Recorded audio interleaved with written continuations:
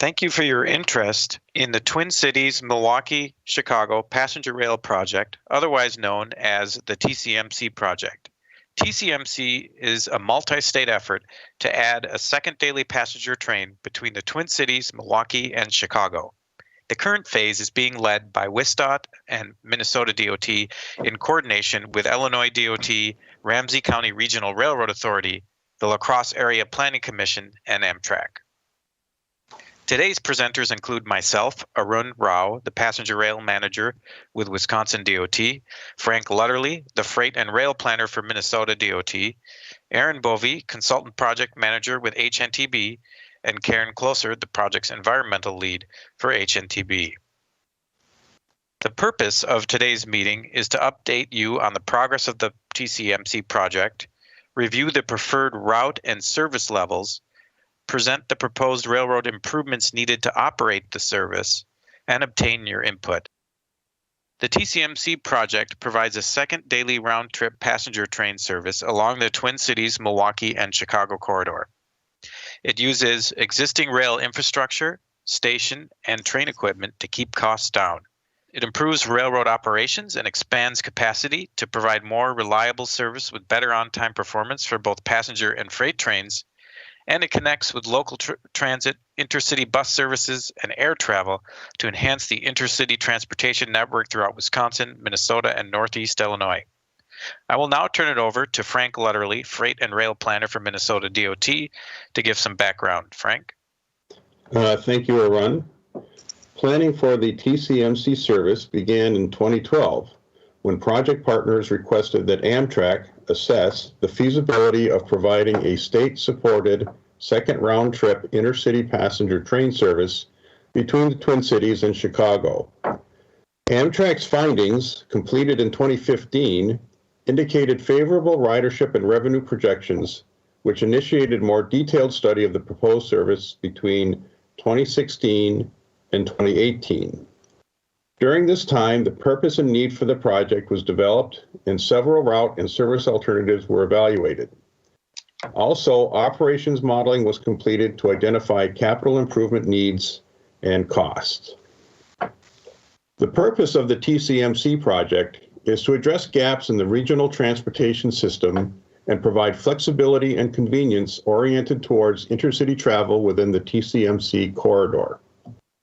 Currently, only one train a day connects the major Midwestern cities of Minneapolis, St. Paul, Milwaukee, and Chicago, and the vibrant smaller communities in between.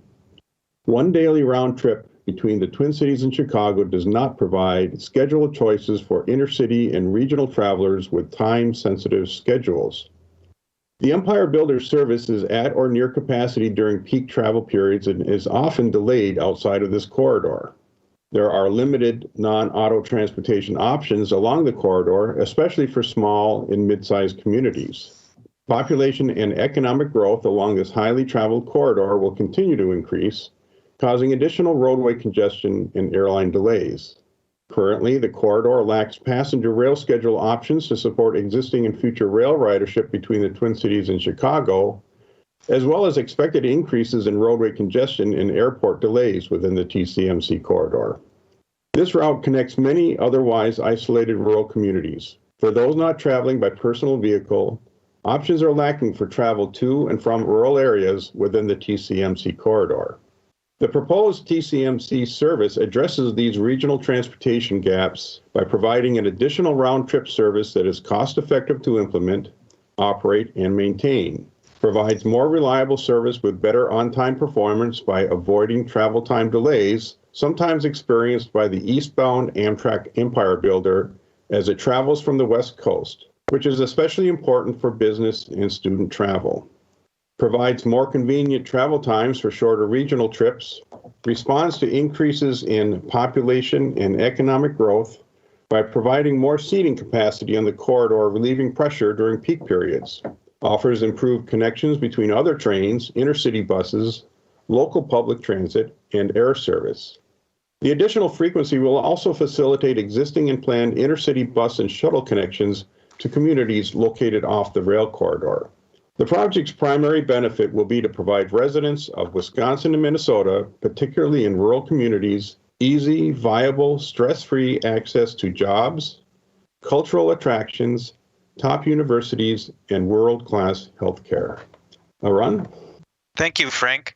The current project phase for TCMC includes service development planning, the environmental review, and securing funding for final design and construction. The service development plan describes the route and service alternatives evaluated for the project and identifies the preferred alternative. It also evaluates the operations and financial feasibility of the project and identifies the capital improvements needed to accommodate the additional trains and maintain reliability for all rail users. We will present more of these details in upcoming slides. The environmental analysis, which is currently underway and close to completion, is being completed by the Federal Railroad Administration. It looks at the project's potential natural, social, economic, and cultural effects.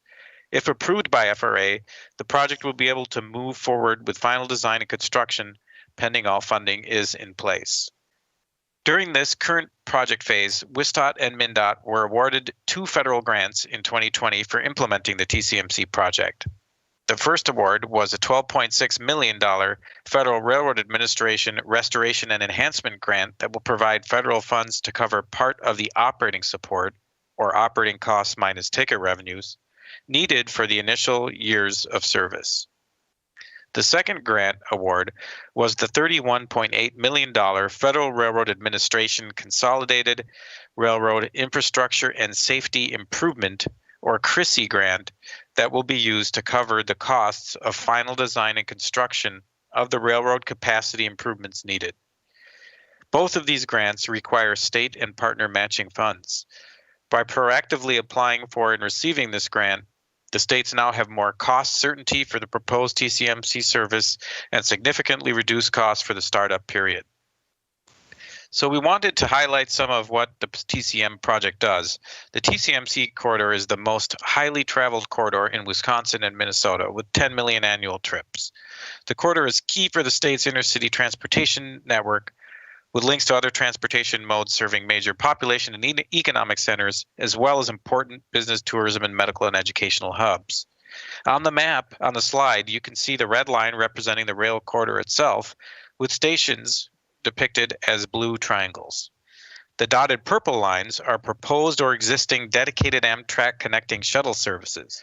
The gray lines are the existing intercity bus network, and you can see how that connects and integrates with this improved rail corridor. So this is about improving the overall intercity transportation systems in each state, well beyond just the rail service itself. Just under 60% of Wisconsin's population and over 60% of Minnesota's population is within 30 miles of a TCMC rail station or 15 miles of a proposed TCMC connecting shuttle bus stop. Obviously, there are significant user and traveler benefits with reliable passenger rail travel generally. These include allowing travelers to choose how they spend their travel time, whether it be work or rest, etc., providing convenient downtown to downtown connections, allowing travelers to avoid traffic congestion, weather delays, parking, security lines, and tolls. The improved reliability and convenience of expanded schedule options brings significant mobility benefits to Minnesota, Wisconsin, and Illinois. These include shorter travel times than the current Empire Builder and improved reliability and on-time performance by originating and terminating in St. Paul, avoiding bottlenecks to the west that the eastbound Empire Builder faces, providing more schedule choices, enabling rail to be an option for more trips, and enhances intermodal connectivity with local transit, intercity bus services, and air travel. The more reliable schedules with more scheduled times offered makes connections with other scheduled services like intercity buses much more feasible. Clearly, the expanded service provides an improved connection between the Midwest economic hubs of Minneapolis, St. Paul, La Crosse, Milwaukee, and Chicago. But just as important is the enhanced service for residents and businesses in the many rural or smaller urban communities along the corridor. They will have increased travel options with better reliability and on-time performance in accessing the economic epicenters of the region. The shorter travel time and greater on-time performance and reliability for regional trips is especially important for business and student travel. The improvements doubles the schedule options, making more regional trips viable. For example, it enables a one overnight business or personal trip to the Twin Cities, Milwaukee, or Chicago from mid-sized and rural communities in Wisconsin and Minnesota, which is not possible with the current one round trip schedule. Supports tourism efforts among communities along the route, and supports smaller communities' ability to attract and retain jobs and business through improved connectivity to the economic centers of the region. The railroad infrastructure improvements associated with the projects that you will see in upcoming slides will improve freight rail operations and capacity. It will also improve safety and reduce crossing gate downtimes through grade crossing and railroad capacity improvements. It will support the freight rail shippers by improving freight reliability, and will reduce emissions and take trucks off the roads through much more efficient, fluid freight train operations with fewer starts, stops, and holds. I'll now turn it over to Karen Closer of HNTB. The TCMC project adds a second round trip passenger service between St. Paul and Chicago in this 411-mile corridor, and the service will stop at 13 stations that are currently served by both the Hiawatha service between Chicago and Milwaukee, as well as the Empire Builder service between Milwaukee and St. Paul. The service will be an extension of one of the existing Hiawatha services and will provide an alternative departure schedule to the Empire Builder. And the trains will travel at a maximum speed of about 79 miles an hour for a total travel time of 7.5 hours between downtown Chicago and downtown St. Paul. With this service specific to St. Paul, Milwaukee, and Chicago travel market, the annual estimated ridership is 124,000 riders by the opening year of service. And service is expected to start in 2024 after final design and construction are completed. This is the TCMC route. It's the same route that is used not only by the Empire Builder and the CP Rail freight service. So we certainly maximize the use of existing infrastructure, terminating at the Union Depot in St. Paul and Union Station in Chicago. And one of the key purposes that we've mentioned too, again, is that the TCMC is to provide more schedule flexibility for travelers in the project corridor, with the TCMC extending the service of the Hiawatha trains to and from Chicago to offer that midday departure from both cities, and it provides that additional departure time for station communities as well. And then finally, Amtrak will be operating the trains with its crews and equipment, which will be maintained at its existing facilities in Chicago, but with a potential added crew layover at the existing Midway station in St. Paul, where trains could be cleaned. So I'm going to turn it over to Aaron now, who's going to talk a little bit about the improvement areas.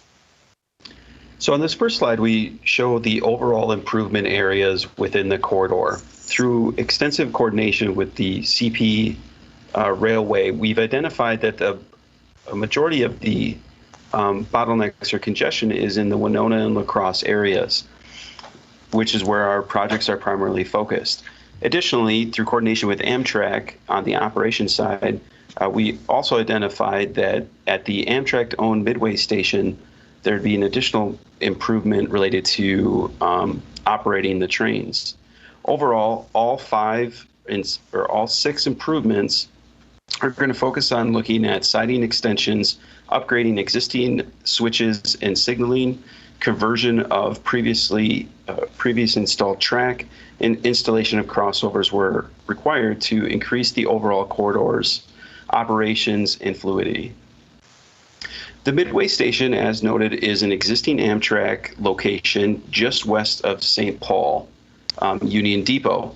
At this location, renovations would be done to allow an Amtrak crew base to be stationed here and for layover of the trains and some minor maintenance done in between operation scheduling. Tower CK is just west of downtown Winona. It is an extension of an existing siding to allow for freight trains to exit the mainline track as they approach the CP Waseca subdivision for points further west. This improvement will allow freight trains to unoccupy the main, which in turn allows for passenger services, both the Empire Builder and the TCMC train, to bypass the freight trains as they approach or leave Winona area. The Winona siding project is an upgrade of an existing siding, which we would say would be powering up the siding for remote operators or dispatchers to help with the fluidity through Winona. Additionally, upgrading this track would allow for passenger trains to load directly adjacent to the existing Winona Station platform. This is a huge safety benefit in that passengers boarding passenger trains would not have to walk across a live track for boarding purposes.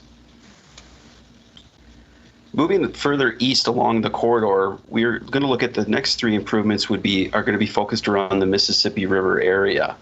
The first one is at River Junction, which is a staging yard for the CP as they have two subdivisions coming together for points further south going to Iowa and for points east going into Wisconsin.